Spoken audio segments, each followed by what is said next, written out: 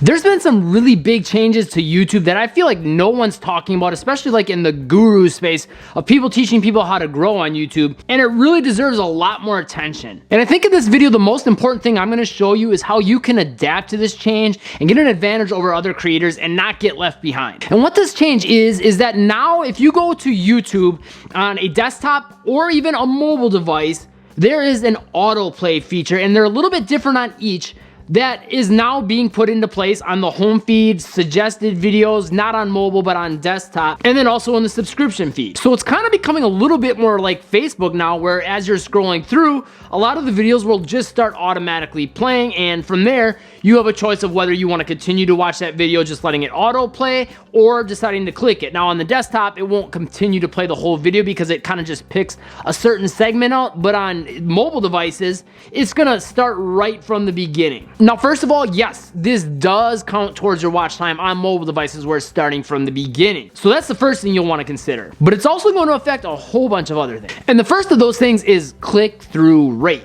Because now it's not just about your thumbnail.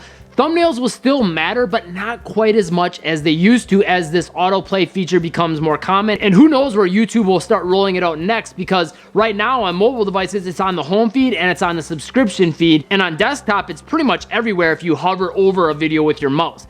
So if you think about that, your thumbnail, yes, will be the first thing to grab people's attention. But after that point, when it starts autoplaying, now that's gonna give you another opportunity to earn the click if they haven't clicked already, or if they're on a mobile device, to just have them continue watching without clicking at all. So first of all, I wanna make one thing clear as far as a tip. Don't just abandon your thumbnail strategy. Like, still put good time in your thumbnails. They do matter. They do get the click. They are a big deal still. I mean, if you think about it, even before, there's a similar sort of step-by-step sequence happening when you see a video that you have the chance to click without the autoplay feature. You first see the thumbnail. That's usually gonna be the first thing that grabs your attention, and then from there, you'll look at the title. That'll be the second thing you would look at to see if, okay, is this something I wanna watch or not? Well, now there's kind of like this third layer.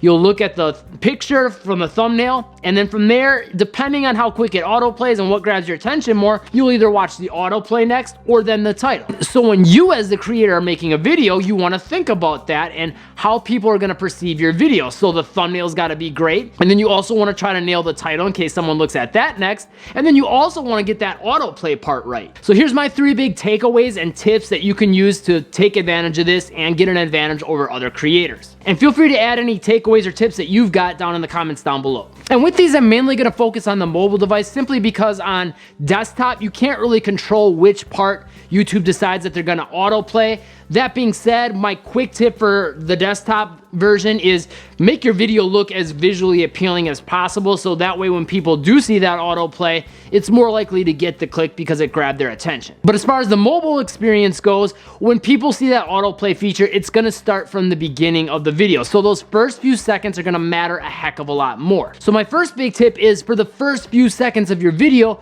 really think about how you can visually hook people. So to do that, you'll want to think about a few things. First of all, when people see the thumbnail, do the first few seconds of the video that autoplay match up with what that thumbnail is representing? Does it match up with what the title says? And then also, you want to think about creating some sort of a visual hook that grabs people's attention by showing them something cool or interesting or unexpected, or that sucks them into your video. So if you can show some of your coolest footage or get some sort of motion with the camera or something that's gonna grab people's attention, that's gonna give you an advantage. One thing I'll often do is take the first second or so and use the Ken Burns effect to have it either zoom in on me really quick or start close on me and then zoom out in a quick 1 second section, so it's not like a slow zoom, it's like boom. And that'll immediately be much more likely to grab people's attention. And one other tip I got for you that's a little more specific to your channel is, go through some of your videos and look at the audience retention graphs on your videos, and look at the parts where people are more likely to stay on your video and the audience retention flattens out or maybe even goes up. And look at what's happening in those moments visually. And maybe you can start to find a pattern of what's happening visually in your videos that's keeping people on them, and you could put something like that in the beginning of your videos going forward to hook people in. My second big tip is that you want to really focus now on the actual hook as far as how you can get people to watch the video. So think about the first things that you're going to talk about in the video. So when it auto plays, there's going to be a better chance that people are immediately grabbed into that video. So your hook is now a lot more valuable than it used to be, because it used to be that, okay, it was valuable because if people clicked and you got a good hook, you would get people to stay longer. Well, now your hook can actually start to earn the click if it's compelling enough. So spend more time to think about a compelling hook that will not only get people wanting to watch to the end of the video, but also to just get them to watch just a little bit more into the video so they want to see what's next. So one thing I think that could help a lot is after the hook, thinking about, okay, here was the hook. How can I get into the first part of the video, the first step if it's a step-by-step process, or if it's a top 10 list? How can I get to number one quicker? Or how can I at least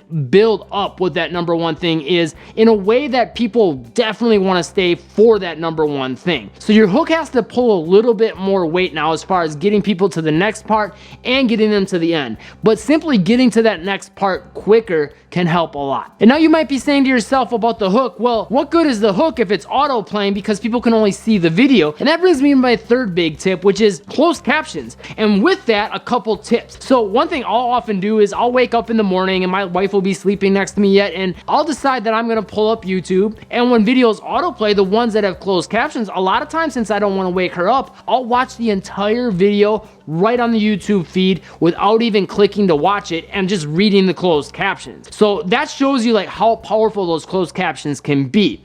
So it's not just enough though to get those closed captions on the video, it's about getting them accurate, right?